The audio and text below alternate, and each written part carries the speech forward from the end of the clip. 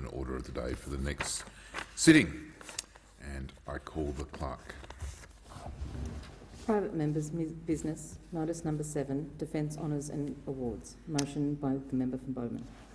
And I call the member for Bowman. Thank you, Speaker. I move the motion relating to Defence Honours and Awards in the terms in which it appears in the notice paper. Thank you, Deputy Speaker. In this motion today, I wish to note, acknowledge, thank and urge. I want to note the very important decision from Defence Honours and Awards Tribunal January 25, making a recommendation to government relating to recognition of the fallen, those who make the ultimate sacrifice, those who are injured and wounded in service. Of course, I want to acknowledge the significant 25-year campaign by Kay and Kerry Daines of Alexandra Hills in my electorate, who since 1996, June 12 to be precise, have campaigned for 25 years for the result that was released by the Tribunal January 25. Of course, I wish to thank every veteran family that made a submission and every veteran family who were part of these discussions. 260 of them in 2021, and of those, 70 made verbal submissions to this inquiry. And I urge my government and every future government to do everything possible to bring this proposal to fruition. Deputy Speaker, I won't pass your notice that 25 years is a very long time, and it does reflect the reverence and importance Australia holds in its honours and awards. And while those 25 years have been incredibly frustrating for those who campaigned, I joined this campaign in 2008 when a former coalition colleague and a former Assistant Minister for Defence said to me, as he retired and completed his term, if there's one thing you should continue doing, it is this fight for recognition. And I want to make very clear what this is. We are proposing that, in line with other Western economies and allied nations, that there is a tangible form of recognition for the next of kin of those who have served in active service and made either the ultimate sacrifice, been injured or wounded, both physically and emotionally. And when we talk about these matters, this is not in any way to disparage the current system, but to recognise historically that there was a time when a Mother's Medal was sent to the next of kin as listed in the enlistment papers of a service personnel, and that finished in September 1945.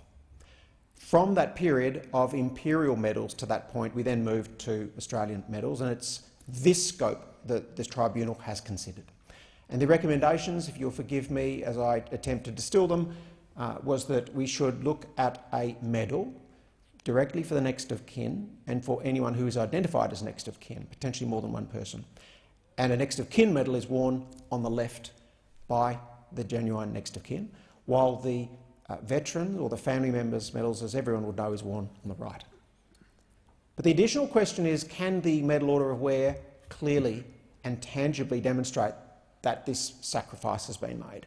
And at the moment, the medals represent the service given by the individual, but it doesn't recognise the sacrifice. And this comes in many different terms. And while you may think that a clasp, which for those that are not initiated in these matters, often it's a horizontal bar that appears on the cloth part of the medal, very, very tiny in some cases, but very, very noticeable and of extraordinary importance to those who understand the medal order of wear. The point of this clasp is to make it possible that when those medals are worn in perpetuity by family, that at a single glance one can see not only the service but the sacrifice. And if you think about being at an RSL, Deputy Speaker, and approaching the families of veterans, with one single glance the proposal is that one can see that the sacrifice has been made, and an appropriate way of engaging or entering in a conversation with that family becomes all the more possible. And that's important because if we look at the number of Australians who have fallen and injured or wounded, the numbers are extraordinary.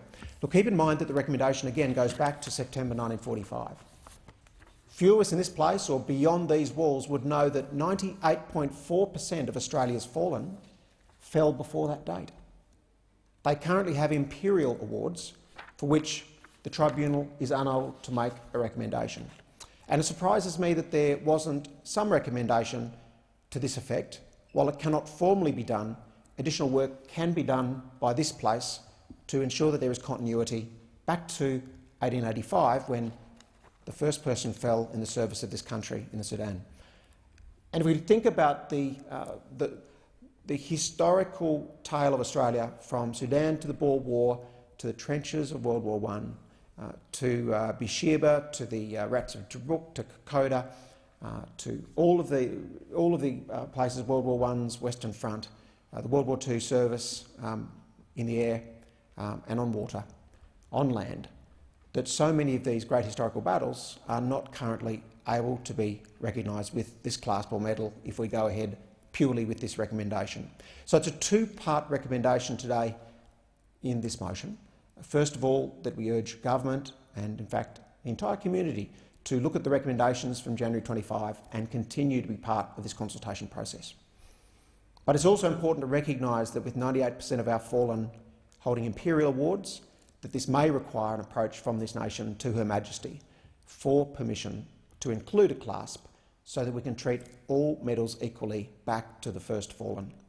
And I think that's incredibly important, that we don't have clasps only for 1945 going forward. Many have expressed views on the Mother's Medal. Sadly, as I understand, they were sent in the post office to be collected by next of kin. And while that would seem incredibly hard-hearted and distant for us now, that shows the reality of how things were at the time. So many families didn't appreciate the Mother's Medal as much as they should. But one would also agree that if we can start the medal from that moment forward, there is no duplication, but it is the clasp that is important, because that sits on the medals themselves. So in this two-part recommendation in this motion, it's for everyone, not just this parliament, not just the veteran community. Remember, many of them made recommendations that may have differed quite significantly from what was recommended. We would ask those veterans to continue conversations in RSLs, service personnel all around the country, on bases, here and overseas, because this is a very important step, but incredibly important to finally capture, in a tangible sense, the full service and sacrifice of our service personnel. I'm utterly delighted that finally we have reached this stage, but it is not the end of the journey. There is still potentially 12 to 18 months of further conversation if and when this is to proceed. It would be incomplete of me not to make a passing observation that through the 15 years I've been involved in this campaign and the 25 years since Kay and Kerry Danes picked up this challenge, 50,000 people filling out petitions, that there was a decision to develop a pin for the three arms of the armed forces in place of the medal. This was an important step, but only halfway there, and these pins have been presented. But I'm disappointed that in many cases these pins may well have been an effort to stymie the ultimate campaign for appropriate medal recognition. These are strong words that I make today in this motion, but we worked extremely hard with chiefs of the Defence Force over this time with varying levels of success. And these pins began being presented internally by Defence without notifying the government of the day. And I think that's incredibly disappointing that it was done by press release, and only that I stumbled upon an inbox press release in the Minister's office where was I able to notify the Prime Minister that these pins were being presented without the Prime Minister being aware. That was fixed within 1 hour, and the Prime Minister that day presented the pin. This wasn't the greatest day in the history of this story, but ultimately I think the right thing happened, and by supporting the recommendations of this report, allowing continued veteran contribution, I once again thank Kay and Kerry Danes and quote Kerry in particular, a 42-year Special Air Services Regiment veteran, who said, "I'm delighted with this recommendation from the tribunal. I feel that we are very close now to a tangible result." And he, like all of us here, would thank every veteran family who, within most painful memories and service in many cases, have made sure that historically not only service but sacrifice is appropriately recognised. Thank you.